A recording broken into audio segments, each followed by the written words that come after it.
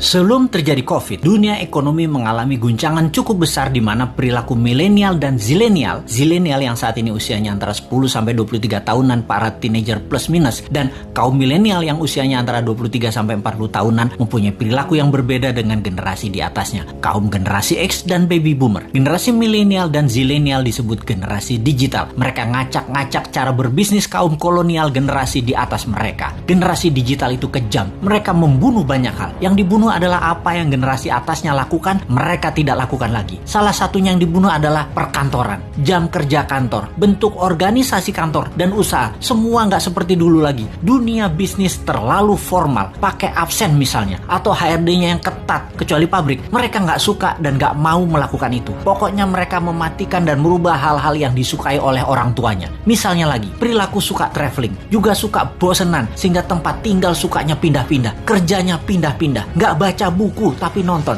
nggak baca koran tapi sosmed, nggak punya mobil tapi light asset yang dipakai atau sharing car dengan platform transportasi, suka nampang dan traveling belusukan paket murah meriah. Generasi digital juga membunuh media TV karena generasi digital everyone is broadcaster, everyone is reporter. Merek dan brand dibunuh juga oleh generasi digital. Brand itu menjadi less important bagi mereka. Bagi mereka yang penting adalah 3R, yaitu rating, review, dan recommendation. Lalu masuk masa COVID. Mendadak dunia bisnis menjadi harus digital. Tepatnya dipaksa menjadi digital. Dipaksa jualan lewat platform marketplace. Dipaksa jualan lewat iklan di sosmed. Dipaksa menggunakan gadget di tangan bisnisnya. Dunia UKM Indonesia tidak banyak yang siap. Tidak banyak yang paham. Dan dunia bisnis selama pandemi yang tidak janji kapan berakhirnya, kapan herd immunity-nya tercapai, tidak tahu kapan dunia terbebas dan menyelesaikan pandemi ini, maka dunia brick and mortar, dunia bisnis bata dan semen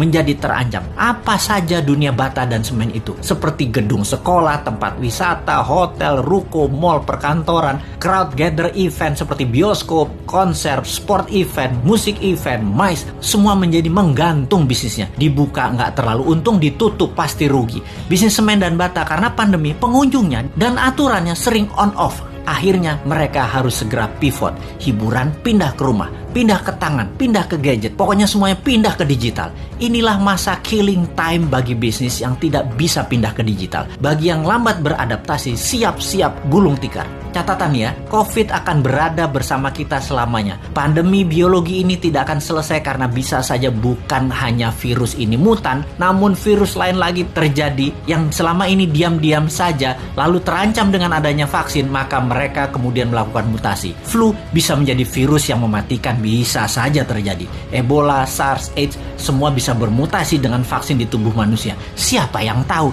Ini bukan nakut-nakuti, tetapi sebagai orang yang lama dilatih dengan threat analysis, maka melihat ancaman harus segila mungkin dan kita harus punya antisipasinya sekarang. Jadi tidak ada kata post pandemic, yang ada adalah bagaimana mengambil peluang dan tetap survive di masa ini. Selama 5 tahun ke depan, masa kegelapan sebagian dunia bisnis mungkin bisa lama terjadi. Sekali lagi, sebagian dunia bisnis lama masuk masa kegelapan dan akan musnah. Dalam 5 tahun ke depan ada 30% macam bisnis baru dan ada 30% macam jenis pekerjaan yang baru lahir. Dalam 10 tahun ke depan ada 60% pekerjaan yang sekarang ada musnah dan ada lebih dari 60% pekerjaan baru yang saat ini belum ada macamnya akan muncul. Yang paling parah adalah pemerintahan. Kalau menggunakan cara lama, pola pikir lama, banyak negara yang akan musnah. Inilah yang mau kita ingatkan ke depan. Pastikan calon pemimpin ke depan mengerti apa yang akan terjadi ke depannya nanti. Calon pemimpin ke depan harus punya tim yang solid dan berpengalaman dunia internasional. Calon pemimpin ke depan tidak hanya dia populer, tapi dia paham dan terbukti bisa menjadi pemimpin visioner dan leader yang tegas.